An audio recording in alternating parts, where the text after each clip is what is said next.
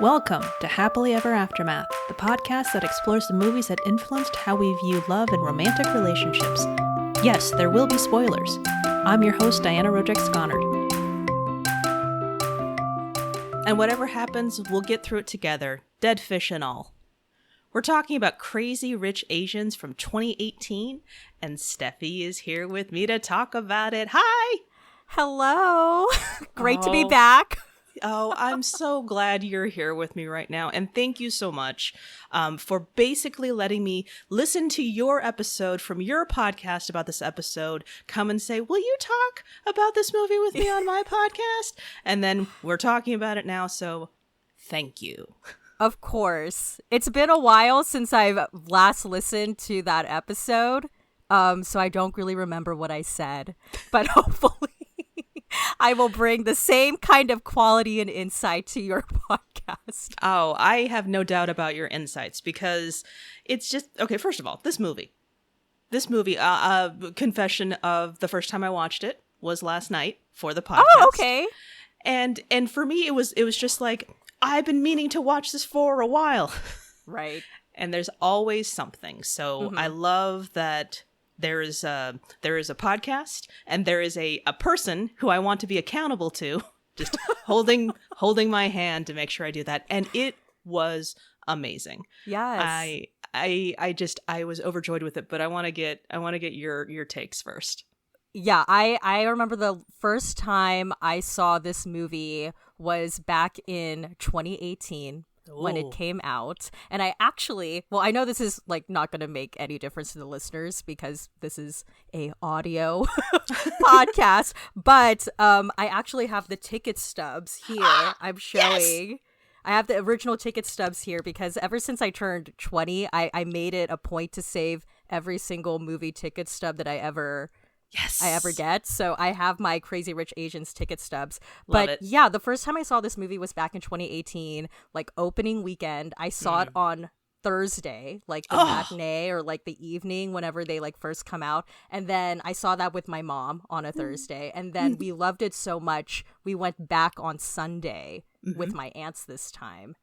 And it was just a really, really lovely experience because well, it's important for me to say for the purpose of this podcast episode, I'm Filipino, so I'm Asian, so that's why it meant a lot to me to see Crazy Rich Asians, you know, in the movie and to support it during opening weekend. So yeah.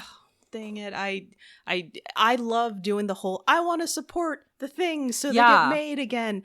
And thank you. Thank you for doing that. I gotta show my support somehow. And I actually got like a little bit down a rabbit hole of research afterwards. I'm just like, wait a minute. Now, 2018, if this is based off of a very, very popular book, and if this were 50 Shades of Asians, you know, this would have been like recorded back to back, and there would be like 7 spin-off series already done by now. Yeah. But so I just watched some videos about 50 Shades of Grey, and so I'm just like, well, you know, of course they had to do this because they had to capitalize on this and make it as fast as they can. And I'm just a little bit irritated by that because I'm like, where is the sequel? Well, I was going to say, I have some updates for you because it's kind of like perfect that you decided to do Crazy Rich Asians now because a couple days ago, they announced that the sequel is being like in production or like in pre-production. So I genuinely think like they were in the process of, you know, making the next movie, but, you know, COVID happened. And this is a movie that like really relies on like being on location. Like, I don't think you can ever fake being in Asia while you're somewhere else. So it's coming. I'm very excited for the sequel. The real question is, how big is your budget? Then you can fake it. Right. Well, I'm gonna assume since, you know, the first movie did really, really well, yes, they're willing to go all out. Plus, this is a franchise called Crazy Rich Asians. I mean, you can't really skimp in that regard. But yeah, right. Well, then again, if you really think about it, it isn't as though we can look at it and just be like, that's not a real insert brand we never heard of, because we are civilians. Right. We have no idea what is. And it's like, oh, apparently they shop at places I've never heard of in my life. They go into a vault, and that I'm just like, yeah, that's how they shop. What? I'm like, yeah, that works. I totally relate to that. I know exactly how that feels. If by vault you mean dressing room and Yeah, just gotta, dress it down a bit. yeah, it was a very, very popular, very, very successful movie. But I'm still going to fill in the blanks for people. So Crazy Rich Asians, the plot itself is Rachel Chu is happy to accommodate her longtime boyfriend Nick to his best friend's wedding in Singapore. She's also surprised to learn that Nick's family is extremely wealthy and he's considered one of the country's most eligible bachelors. And Rachel is played by Constance Wu, and her boyfriend Nick, Henry Golding. The rest of the cast includes Michelle Yeoh, Gemma Chan, Awkwafina, and then there's the with and the ands of Ken Jeong. Yeah. And there's a lot of different actors, which I'm actually happy to see that I'm seeing appear more. I like when I saw Jimmy O Yang, I'm like, oh, why is he being such an asshole in this movie? I've seen some of his stand up and he's like, blah blah blah, I'm a nerd, and I'm like, okay, so right. what are you doing being the guy with the rocket launcher? Oh, right. Crazy Rich Asians. Apparently a rocket launcher and helicopters are involved. Yeah, of course they have to be. I think I was able to not watch this in earnest because YouTube has given me tiny appetizers of like this scene and this scene and this scene. Oh, okay. So I was actually like weirdly able to piece together the movie and I'm like, okay, that makes sense. Okay, that makes sense. And then I filled in the blanks. But watching this movie from start to finish while paying attention was like, no, this movie blows all of that just basic bits of a plot because the beauty of the scenery, the amazing acting, because there's the high points and the low points, and when you watch the highlights, it's all the high points.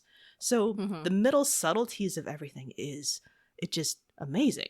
And I think I want to buy a copy and bring it to my mom now. Yeah, it really, like, this movie really feels like a huge moment and a huge movie. Because, like, I mean, I remember when this movie first came out, and for, like, within the Asian American community, we do this thing called, like, #GoldOpen, where when I think I talked about this you did in the podcast. I'm trying to remember like what I said, but yeah, within the Asian community, we do this thing called #GoldOpen whenever there's like a major movie or even like a TV show.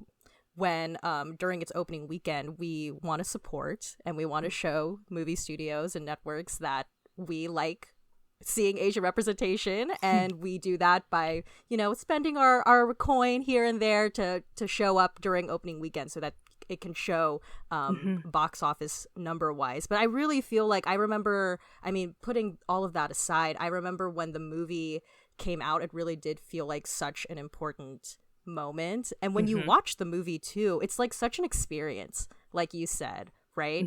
And I remember like, I feel so bad that you didn't get the chance to like watch this on a big screen, because it's just like so like your eyes are just like so like satisfied, like wherever like it really gives you something to look at, like and just like the beauty of like Singapore as well, and like the food and the costumes. I think right now when we like, if like in a couple years or so, when we like look back on like the state of like the movie business and industry, like though like money is spent specifically towards like superhero movies, like that's where you see like all these like big productions and like the marketing and the build up. It's like, wow, this is a moment. But like with Crazy Rich Asians, like that felt like a big moment that wasn't a superhero movie. And I kind of like, it's hard for me to like think back to a time when you didn't really get all of that towards a superhero movie in like recent years. Like I'm sure someone will say something, but like it's very rare nowadays. So that's why I was like personally really excited, because I don't really like, no offense to superhero movies, but I just don't really watch those. So when I got Crazy Rich Asians, I was like, finally a movie that I will really like.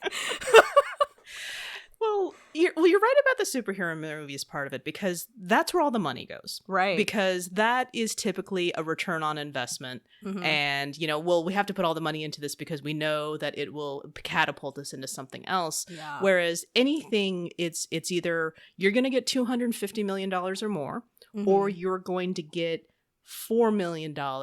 Now make a horror movie and let's make, you know, 60 million off of that, and that's cool too. And it's like, where are those other movies? Like, I don't know what the budget was on this. Obviously, it had, if it's not as high, then they did an amazing job. And if it's high, then you can see it all on the screen, and you're not going to be like, wait a minute, craft service wasn't, you know, $8 million. And it turns out that just went into somebody's pocket. But it was, I mean, obviously it has to be because of the premise, but I found myself like, okay, so growing up, I remember I got to stay in a suite. Like, my aunt took me to, like, a fancy hotel, and it was like, oh my God, there's another room? And I ran into it, and I was 21, by the way. I was not a little child. I was like, oh my God, this is amazing. There's a tub and a shower, and the shower is not over the tub, and it's just kind of amazing. So, like, the fact that there is this version of, like, there's not a presidential suite. There's just, they own their own hotel. Yeah. I love, like, the opening of the movie when she, like, just calls her husband and then, like, buys the hotel. Yeah. I'm like, whoa. That's what I want to do. I just want to tell people to go fuck themselves because I now own them. Well, okay, obviously not literally, but it's like, you're fired. Right. Oh gosh. This was a joy to watch. And what's unfortunate in terms of the podcast is that because I'm so busy absorbing everything, it's the love stories. There's actually multiple love stories going on at once that just kind of feels like, okay, well, this is the plot moving things along, but it's like, can we look some more at this, and can we, like, kind of get a little bit more about this as well? But this is, I'm sure it's called a rom-com, but this is bigger than that. This is about family. This is about class differences, which is so easy. But this one is just like blowing it out of the water. Class differences of just like, you know, this you know, immigrant story too. It's told in, you know, in the I don't even know how to say it's told in it's literally just told like, no, my mother did this, and mom, tell me about this, and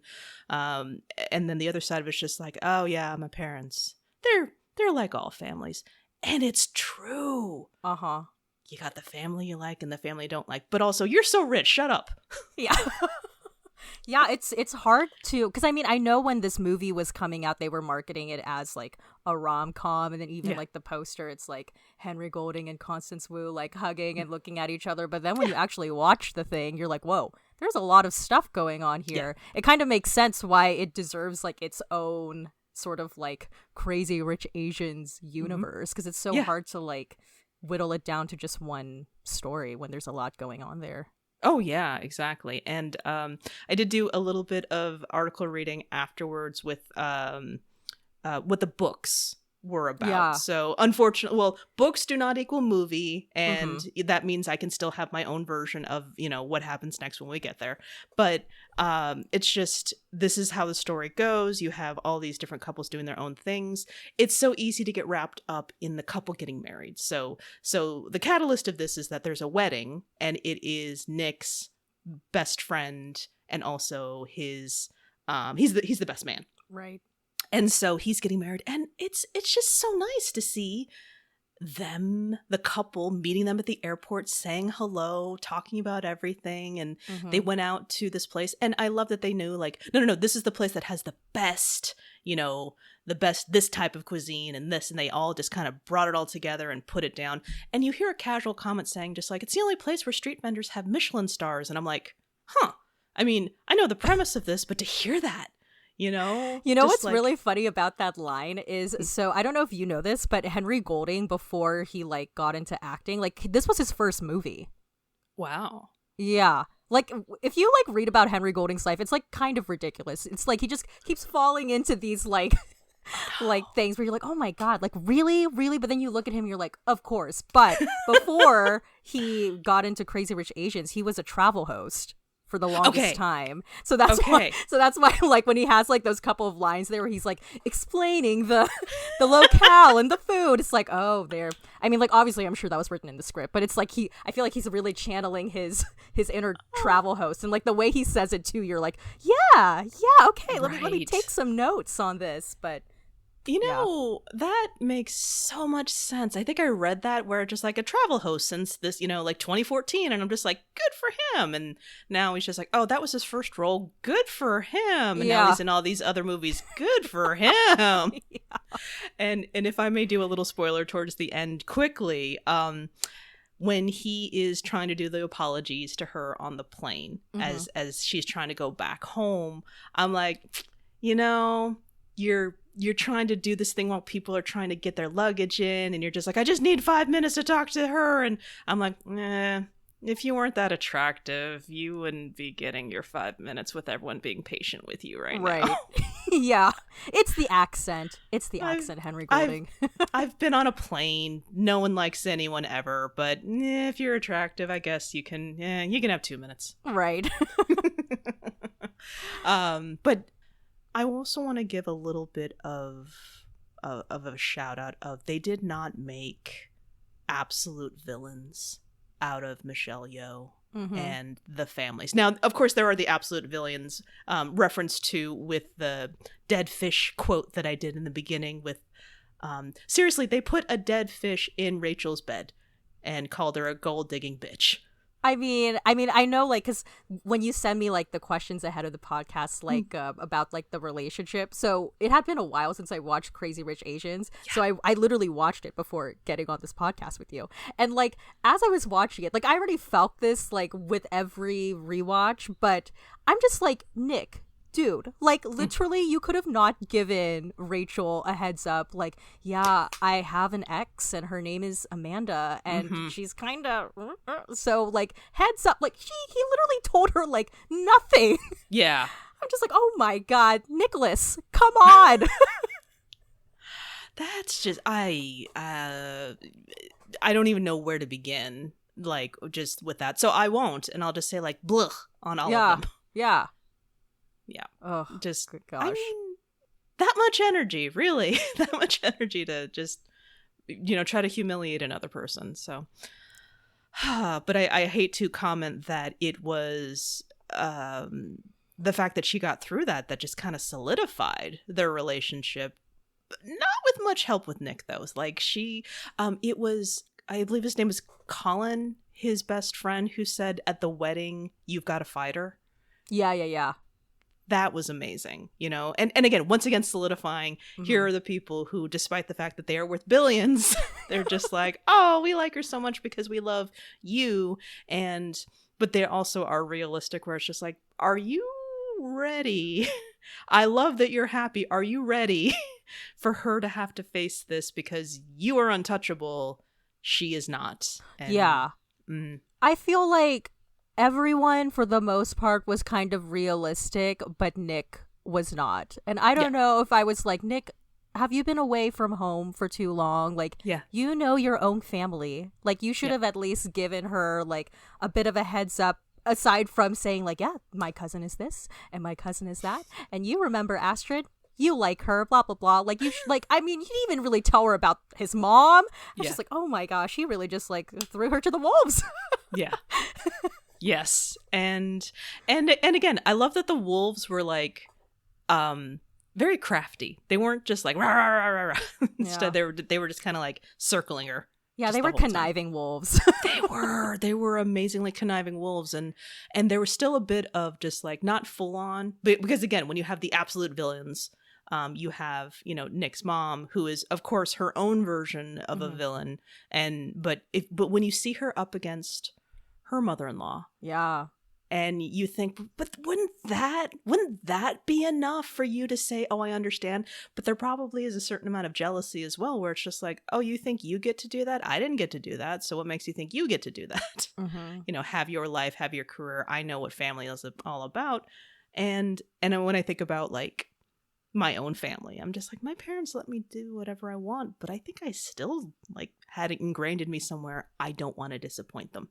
Right. Yeah. And I'm like sure like every like it doesn't matter what cultural background you come from, like that's something that we can like all relate to. And I think what this movie does really well is like you not only see like the culture clash between like the like Western and Eastern world, but it's like a generational clash too, which they really show well between like Eleanor and the grandmother and Nick. Because like that there's like that scene where Nick runs after Rachel.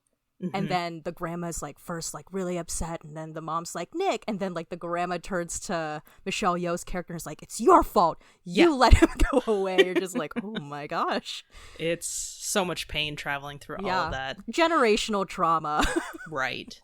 And true to form of like, you know, if we're talking about, you know, like the absentee father in that he's always working. And I'm just like, for some reason, again, when I only saw the highlights, I thought like, oh, I guess the father is like, you know, I thought the father had passed away, but it's only a matter of time before Nick takes over. I'm like, no, he's still there. He's still doing his thing. He's just like not at this wedding and he's not at this thing. And you get to see that a little bit in Gemma Chan's character. She's Astrid. Yes. And her relationship to Michael, where he's, again, there's that class difference again, because he called himself did he say he called himself a commoner when they were talking about Rachel? Commoner. Yeah, exactly. And I'm just like, are they royalty?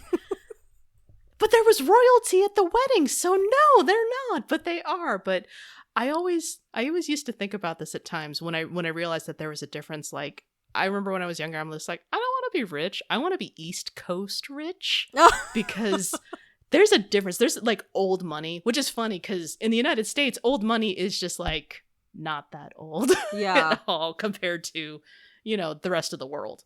Right. But there's still a difference and you can feel it. But like Awkwafina's character, when she just gave, I love that she had to give Rachel the basically the history really, really quick, and she pulls out a bag and said, okay, this is what happened right here. Here's a map on her bag, and I loved it. So just like I said, it's so well crafted. Yeah. I Agreed. loved that there was a dressing montage. And it wasn't shopping, it was just like, get it out of my closet and like get her ready. And she's got great friends, you know? Yeah. At least like Awkwafina's character was there, and like Oliver, the cousin, was there, kind of like the fairy godmother to Constance Wu's Cinderella, if you will. And then Gemma Chan, Astrid, she was a nice cousin. Yes. Loved her. And I was actually going through the same thing, because her quote unquote commoner, I'm sure her quote unquote commoner husband is also extremely wealthy. Yeah. But I guess in comparison to the Young family, and not so much. Yeah. And so I mentioned before that, like, you know, the love stories are there and they are driving things, but they're not the center of it, because this is just a great story, and multiple stories happening at all times. Did you like any one love story more than the other? Ooh, gosh. I don't know if I liked any one particular love story more than the other. I mean, like, that wedding though, Colin and Aravinta's wedding. Like, I don't think I've ever watched a wedding that was like that. Like, I don't know, like there's just like no words to describe that wedding. It was like genuinely like the best wedding in a movie I've ever seen in terms of like showmanship. Like, I'm sure there's been like a lot of like emotional weddings across like cinematic history, but like in terms of like the showmanship of this wedding, you're just like, how is this real? But at the same time, you're like, it's a movie, so let me escape. That's what I love about this movie. It's just like, it feels like really old fashioned in that way. Yeah. I mean, choreography. There is choreography. Oh yeah, in that wedding. The when the water like flows, right when the singer is singing like a river flows, and then like the lights and her like outfit when she like pulls her leg out and starts like wading in the water. You're just like, what in the? This is insane. But at the same time, I'm moved. I can't help but be like emotionally affected by it. Right.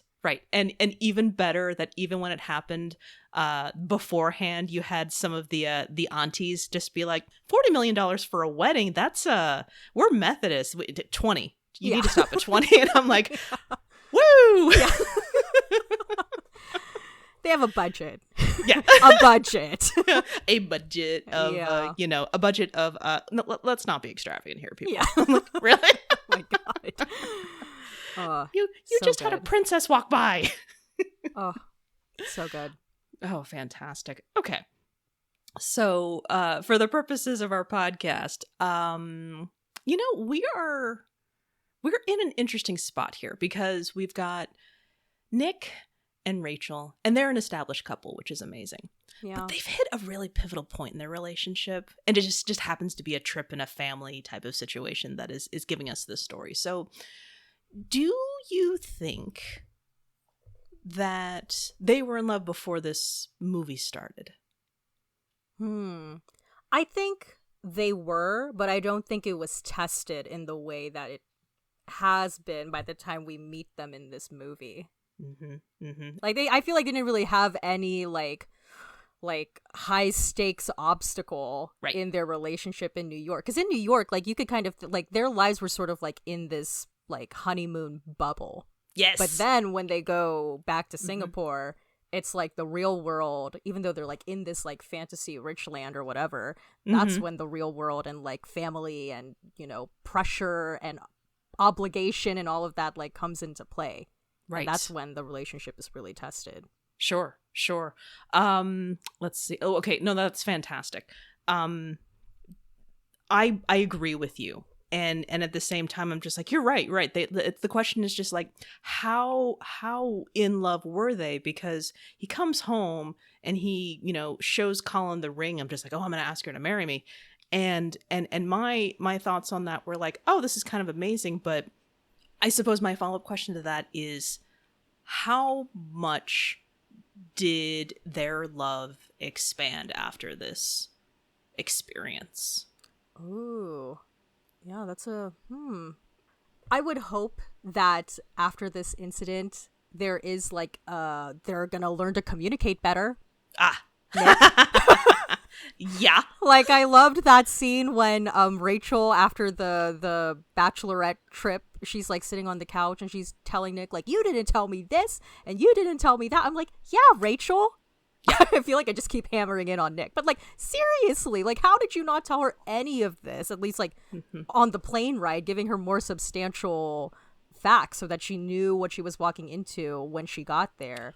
But Oh, yeah, go ahead. I'm going to pound into him right now. He didn't even tell her how they were flying out there. It's just like, no, we're not first class. You have the wrong person. Just go with it. Just go with it.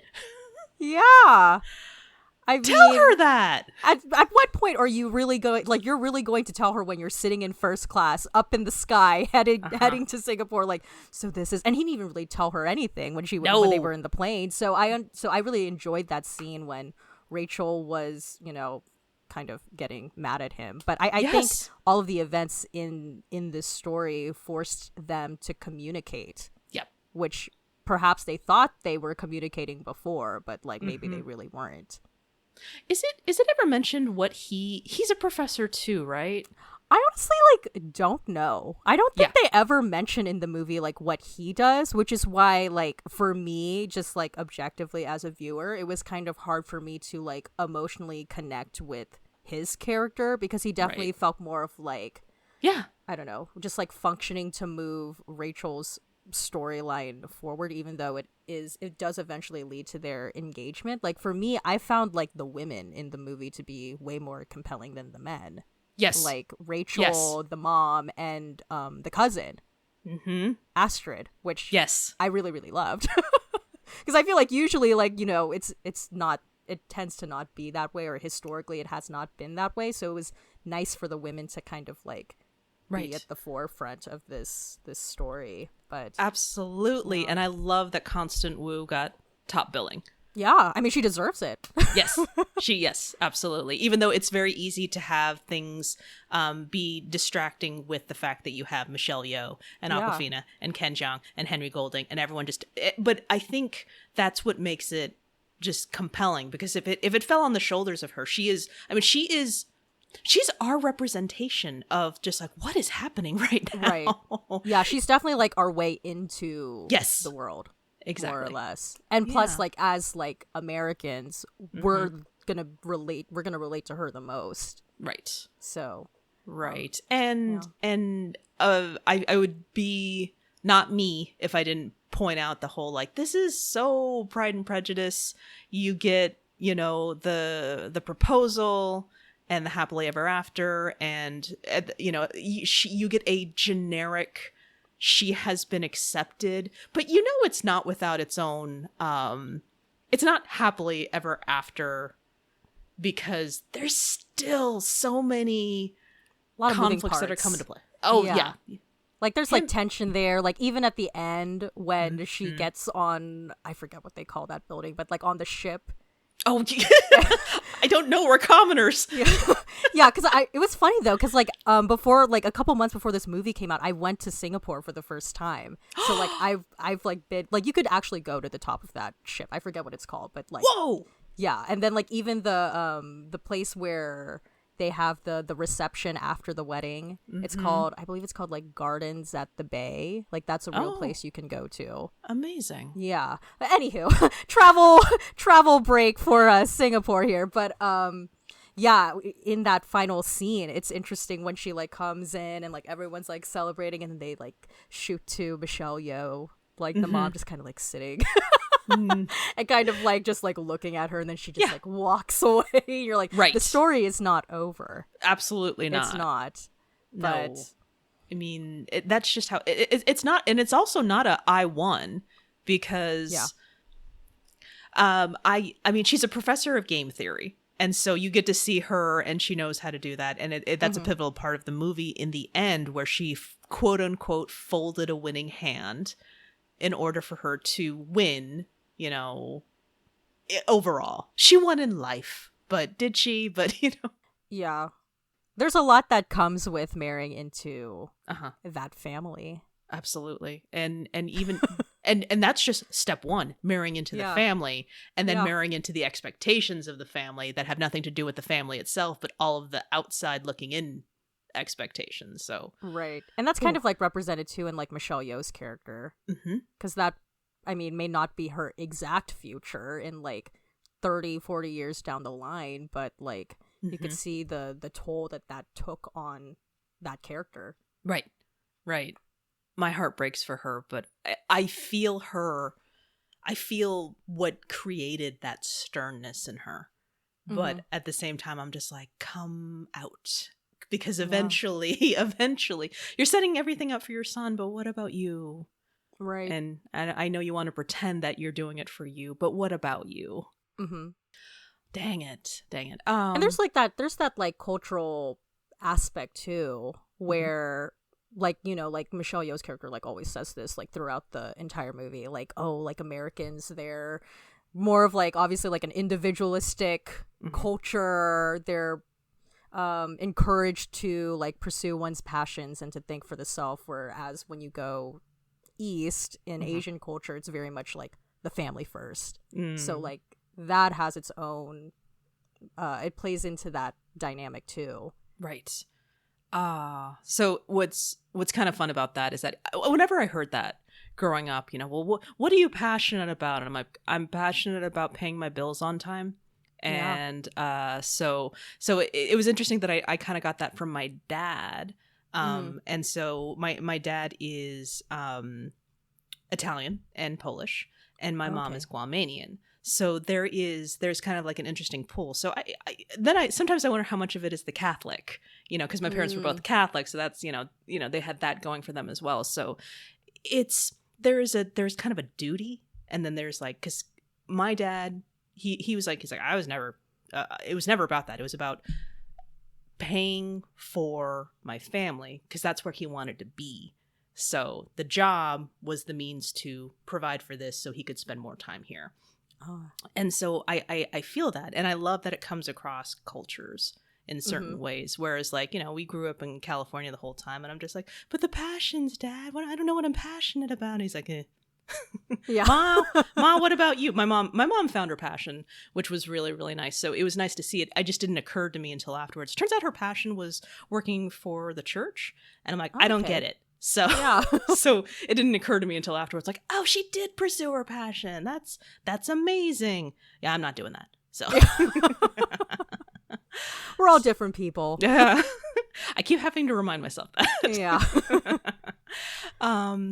Okay, so there is an engagement, there was a wedding, and so you've got, I love this. There's the couple that's supposed to be the baseline of just happy, married, they are compatible, and then there's Rachel and Nick, and then they are the different class differences, and then you have the, Astrid and Michael, different class differences, and that ended. So of the couples in flux, what do you think the future holds for our two of them? Because come on, they're setting us up for Astrid's future. I'd like to talk about it too.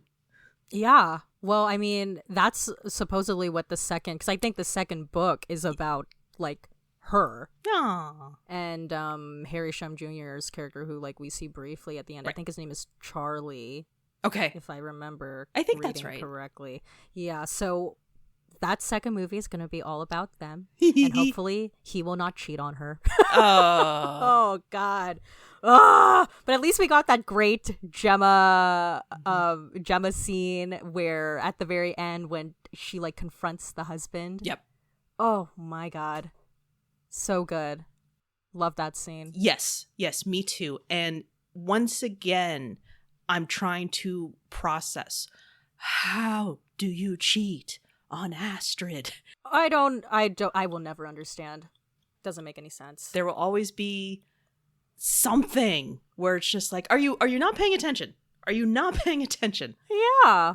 Ridiculous. So hopefully her future will be better with Charlie. I don't know how it plays out because I didn't read any of the books. Okay. I feel like Colin and Araminta are gonna be fine. Like they just seem like they're both really rich. Yeah.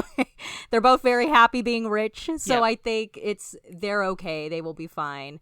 I think I want to root for Nick and Rachel. Okay. I want to root for them and that like they will weather the storms truly together and that they will communicate more efficiently and effectively moving forward.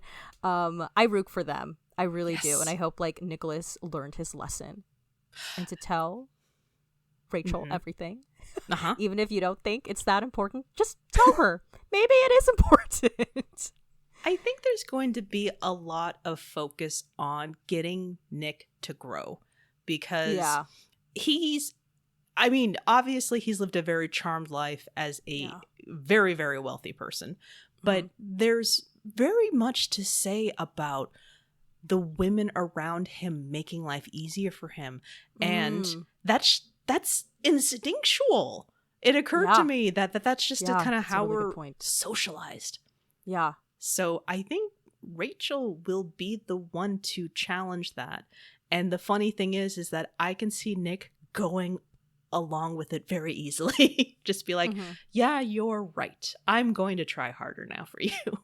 Yeah. I think that definitely makes sense. Because I mean, like, it's not like he doesn't respect women. Like he was raised by strong women. Right. In his grandmother and in his mom. So it makes sense that he would be attracted to a strong woman and a woman who can think for herself and is smart. And that's what Rachel is. So yeah, I really like that. Hopefully like that will help him develop and grow in a way that we didn't quite yet see here. Right. But then I'm sure that will cause conflict with his mom. Indeed, that will be the case. And then I'm thinking about it just like, is there gonna are they gonna have kids? I don't know. Of course, that'll be some version of conflict of like, when are you gonna have children? And then are they gonna be raised in Singapore? Are they gonna be raised in America? So many problems with that. Oh man. I'm going to predict that there's gonna be a conflict of when they're gonna have children. But eventually they will have children, and I'm gonna give them. I was gonna say 3, and I'm like, oh, I don't know. How I feel about that. I'm gonna give them 3 kids. Oh, 3. Okay. Yeah. Because I just realized now because of the dumpling scene and Rachel taking everybody in. She's like, I didn't have a big family, so now she's creating a big family. Oh, I really like that. Aww. Okay, yeah, I'll be team you then. I'll support the 3 kids. Aww. But do you think like how close do you foresee the relationship of the children being with Nick's mom? Oh, interesting. So I want to say that there's going to be a conflict because Rachel will want to stay in New York. Yeah. And I think the compromise is going to be that for the first 10 years, the kids will live in New York and Rachel's going to do what she's going to do. And then she's going to say, okay, we can live in Singapore. And then they're going to have to reestablish relationships there because if you remember correctly, that's where her mother is. So why is the default going to be, oh, we got to be where your family is? Like, no, we have family right here. We have, we do have, I mean, granted, it's not as big, but it's easier for, well, quote unquote, easier. There are more resources for his family to come visit in New York. So that's true. Because I want this so much for them, I'm going to say that Eleanor is going to purchase a property in New York just for the purposes of visiting. That, yeah. Just like she did in the beginning. That'd be great. Yeah. And it all comes together. I like that. I'll go with that too. Okay. Oh, that feels pretty good. Yeah. I mean, it's just so hard. I'm also gonna say that one of the cousins that we don't like is going to have an accident with a rocket launcher. You know. Oh, Bernard. Oh, God. And he's going to learn a valuable lesson of how, no, he's not. He's just going to keep going. Damn it. There's no lesson learned. But at the very least, have some consequences. Just a few consequences. Yeah, just a little. Just a little bit. Yeah. Yeah. I mean, I did read the books. No. I'm sorry. I didn't read the books. Oh, I was like, oh my God. No. I read about the books. And then I realized I said the books. I forgot the middle part of that sentence. And I heard a little bit about this. And for me, are you planning on reading them? I don't know. I mean, I always say, yeah, one day, but then that day never comes. So spoil away. Okay. Just I want to be that. So I mean, if you didn't want me to, I was going to say whatever. You know, my story is different than what actually happens. But apparently, there's more information about who Rachel's father is, and they later come to find out too that he's also rich. So I'm like, that wasn't fun. That's just like, no, let's actually have this thing. It's like, you know, there's some conflict in a movie. I needed a comfort watch. And so I put on that Chris Evans Anna Faris movie, What's Your Number? Oh, okay. Yeah. And hey, it was free on Freevee, that new IMDb TV thing that they just rebranded.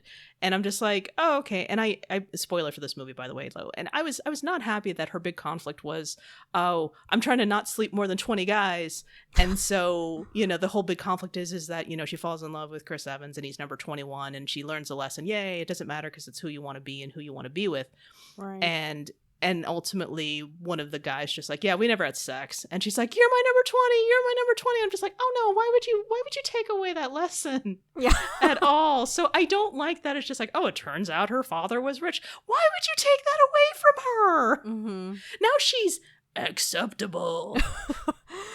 I hope that the movie doesn't take that route. I think there is because the sequel is going to be focusing on Astrid and Charlie. We've determined him Charlie. I think it won't. I think they're going to take, I don't know, but I think we'll be okay. I'm so hoping to think that they're okay. Yeah. Cause I mean, like you have like in Charlie and Astrid, I don't know. I'm assuming Charlie's rich if he's like already in that party, or like he must be in the same social circle at the very least to be at the party. Oh, do you have more information? So I read about that too. Oh, okay. Turns out he's new rich. He's not. Oh, okay. And there's a difference between that too. And I'm just like, wow. No one is good enough for this No. And then it's just going to be like, you just have to marry your, we're all related to them. I'm just like, well, how else are we going to know that they're okay? Yeah. Yeah. That's very royal. Yeah. I hope that the story doesn't suddenly make Rachel rich by like, oh, we learned this new fact. Like, because I feel like it like completely undoes the work from the first movie. Right. So absolutely. Hopefully they don't do that. I'm going to take it one step further. Yeah. If it does, so I have axed that as no, I do not accept that. But in my future, I want there to be some sort of reunion between her mother and the friend that she fell in love with, because she ran away because she was so afraid. Maybe she gets to have her next version of she lived her life, and she gets to find out what happened to him. She gets to thank him and gets to see what happens there. Oh, I really like that. And that's technically... Oh, no, that's not Rachel's dad. No, that is her dad. Oh, that is her dad. Okay, yeah. Okay. Yes. Yeah. Okay. Ooh, wow. Okay, yeah, I like this. Yeah. It's becoming a thing. Give our where... characters, like, happy endings. Yes! Absolutely. And it doesn't necessarily mean, like, finds her true love, but just, like, finds her happiness, and is able to she had to run away from an abusive relationship, and that's just traumatizing. So I want her to find she found her happiness by leaving, but I also want her to find some peace as well. Right. Mm-hmm. So she could get some sort of like answer, maybe some level of like closure there. Maybe on what that relationship was. Maybe her abusive ex-husband had the rocket launcher accident. Yeah, let him have the rocket launcher accident. I solved it. Here we are, Crazy Rich Asians Part 3. After Charlie and Astrid's romance. Yeah, they have like a whole cinematic universe going on here. Damn right. I know there's 3 books. Oh, yeah. I don't exactly know like if the third book focuses on one particular couple or if they like... I think so. Maybe? I don't know. If only there was a way for us to find out. Oh well. Yeah, if only we read the books. Nah. If only we like Spark Noted or Wikipedia'd it before. But this is good. We were able to keep this is our version. We're able to create our own universes. We're able to make our stories here. Happily ever happy. Yes, the happily ever aftermath cinematic universe. It continues. Happy endings. It continues. Yeah. Excellent. So while the love story wasn't all the center of it, we definitely did our due diligence in saying what happens next. Any other parts of this movie you want to gush about? Oh gosh, any other parts? I mean, I just love Michelle Yeoh so much. I'm so happy that she is having her, well, at the time of recording this, having her like pop culture moment with, have you seen Everything Everywhere? No. Oh my god, I'm hearing that movie amazing is things. So good. Yeah, it's so good. Actually, Michelle Yeoh recently was like celebrated in San Francisco. Like she did this whole like interview, and it was done by Sandra Oh, who got to interview her. Yeah, it was in San Francisco. Damn it! I don't know. Like I'm assuming it was for some like film festival tribute to her, but yeah, I saw little bits and pieces of it on Twitter. At the very end, they danced to Whitney's "I Want to Dance with Somebody." Oh. I just had to throw that in there because every single time I've been on this podcast, I'm always talking about Whitney Houston. Yeah. So, but yeah, I love Michelle Yeoh so much in this movie, and I think her like acting is a testament to the complexity of that character. Like aside from like the way it was written, like her performance is really, really great. Yes. I love the Mahjong scene. Of course. Like there's like a 1-2 punch that this movie has. It's like Mahjong scene, and then right after is Astrid confronting the husband, where you're just like, oh man. Like it's just like such great movie moments. Right. You know? Oh, right. Man. Absolutely. In fact, I said before about how this movie has like choreography, that wedding had choreography, that Mahjong game had choreography. Even if you don't think of it that way, I'm just like, no, watch them go. It's amazing. And just the beat. It was a it was a tennis match. Yeah. Bum, bum, bum, bum, bum, bum, and Mahjong. Yeah. And like, I mean, I don't play it, but like I have family that does. But I remember when the movie came out, like there were so many like articles breaking down like the significance of the pieces that they were playing. So if you're interested, you could maybe research that if you want, listeners. But it's really interesting when you like read all about it, because like certain tiles represent different things, and that like relates to the plot of the movie. You're just like, wow, they really thought about this. It's really cool. It's really nice. I had a friend in high school teach me, and we played for a little while, and now it's all gone, unfortunately, because when you don't have anyone to play with, it's like, well, there goes that skill. Yeah. Oh, but no, you're right. Great scene. And Steffi, thank you so much for talking about this movie with me. Of course. This is like one of my favorite movies that I love to revisit every now and again, because it's just such a feel-good movie. Like you'd be like it's a bit concerning if by the end of this movie you look and someone's like, didn't like it, or like, oh, that upset me so much. It's like, you know what? Let yourself enjoy happy endings, happy things. Yep. I feel like, I mean, I'm going to go on a bit of a tangent here, because I feel like nowadays sometimes movies or TV shows don't like to give characters like a happy ending, because they think it's like edgier to just make them sad. It's like, you know what? It doesn't have to be that way. No. Just let your characters have some level of happiness. I'm speaking from a place of, this is such a side tangent, but do you watch Killing Eve? No, but I want to hear what's happening, because I know you cover it on your YouTube show. Oh my God. Okay, well, I am God, this is such a side tangent, but I'm a huge fan of Killing Eve, and it just ended. Their last season just aired, and like the last season and the finale were so freaking terrible. And it just like upset me. Like, it's been a solid month since the show has ended. I'm still so upset at the ending. It's like people are comparing it to like Game of Thrones level of unsatisfactory. And I just like, not to spoil anything, but it's like, just let your characters have a happy ending, so you can assume what happens at the end by me saying that, okay?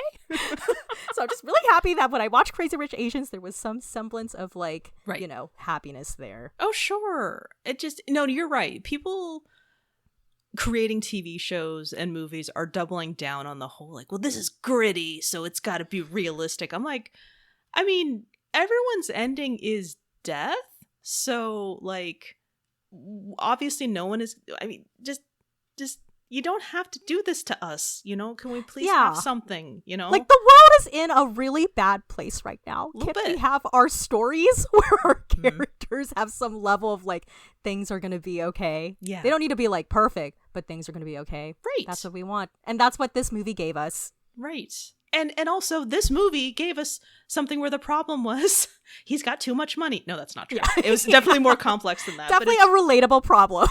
I mean, yeah. My significant other's parent doesn't like me. Relatable. Yes. So yes, 100% recommend this movie to people. Watch it. Enjoy it. You're welcome. Yeah, it's a fun time. And you have time before that sequel comes out. Because I'm sure when the sequel comes out, it's going to be another moment. And you don't want to be behind. So check out Crazy Rich Asians. It's like so good. Yeah, and I thank you for making me think about that. This time around, I shall be in the theater. And it's #golden ticket. Yeah, #gold open. Gold open. #gold open. Uh-oh, I was accidentally sending people to Willy Wonka. Oh, no. Different movie in a couple years, that Timothée Chalamet. Oh no. Yeah, I think that's being made, actually. Timothée Chalamet is going to be Willy Wonka, I believe. So, well, I'll wait for what others I trust say before I make a decision on whether or not I'll watch it. Yeah, so maybe don't watch that on #gold open. Watch the sequel, #gold open. Oh my God. Oh, Steffi, where can people find your wonderful other shows?